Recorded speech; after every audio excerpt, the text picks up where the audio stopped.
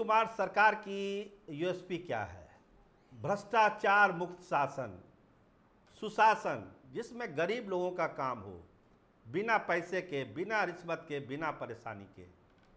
लेकिन अगर इसी बातों को कोई उलट दे, जैसा कि सुधाकर सिंह ने उल्टा था कृषि मंत्री के रहते हुए कि बिना पैसे के कोई काम नहीं होता है, विभाग के अधिकारी काम नहीं करते हैं, तो एक सच्चाई सामने लाई थी सुधाकर सिंह ने, और क्या नतीजा हुआ आप जानते हैं, उनको इस्तीफा तक देना पड़ा।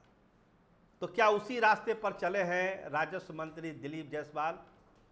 भाजपा कोटे के हैं, क्या उनकी कुर्सी खतरे में है? क्या उनको भी इस्तीफा देना पड़ेगा? कि जो बातें उन्होंने कही है, जो उन्होंने सुशासन को लेकर कहा है कि भ्रष्टाचार के बिना काम नहीं हो रहा है उनके विभाग में। देखिए, ढेर सारी बातें कही है कि अंचल कार्यालय में बिना पैसे काम नहीं हो रहा है। राजस्व कर्मचारी और उनके नीचे के मुंशी और दलालों ने भूमाफिया के साथ मिलकर विभाग की स्थिति को गंभीर बना दिया है। और जो एसीएस हैं दीपक सिंह, वो कहते हैं कि 60 से 70% मामला म्यूटेशन से संबंधित है। तो दिलीप जायसवाल ने जो बात कही है, क्या वो ज़मीनी सच्चाई है?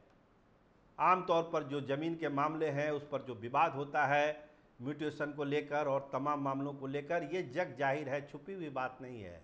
लेकिन मंत्री ने उनको अपने जुबान से कह दिया कि बिना पैसे कोई काम नहीं होता है। तो आखिर ऐसा क्यों हो रहा है?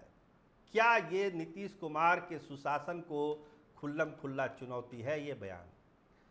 क्या ये सच सुधाकर सिंह की तरह दिलीप जायसवाल को भी ले लेगा? क्योंकि नीतीश कुमार के फंक्शनिंग को जो जानते हैं वो अच्छी तरह से जानते हैं कि उनके छवि में कोई दाग लगाए उसको वो बर्दाश्त नहीं करते हैं।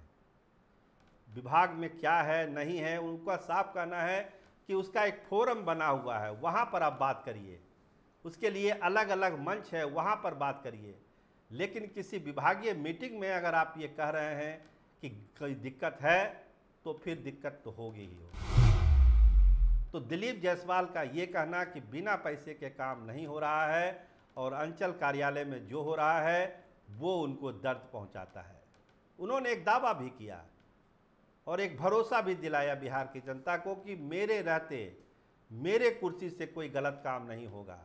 अगर मैं ईमानदारी से काम कर रहा हूं तो दूसरे लोगों से भी ईमानदारी से काम करने की अपेक्षा रखता हूं। उनको भी ईमानदारी से काम करना पड़ेगा, गरीबों का काम करना पड़ेगा, तभी सुशासन आगे बढ़ेगा, वरना सुशासन आगे नहीं बढ़ेगा। तो ये सब बातें एक नए विवाद को जन्म दे रही है।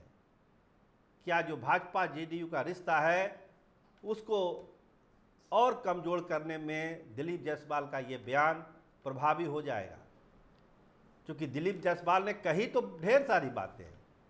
अमूमन आम लोगों से आप पूछिएगा तो कहेंगे कि सही बात तो दिलीप जायसवाल ने कही, लेकिन सही बात सब लोगों को पसंद कहाँ आती है, वो सुनना कहाँ चाहते हैं। तो सुधाकर सिंह कृषि मंत्री के तौर पर उन्होंने जो कहा, उसमें जो हुआ वो अब एक इतिहास है, सभी लोग जानते हैं।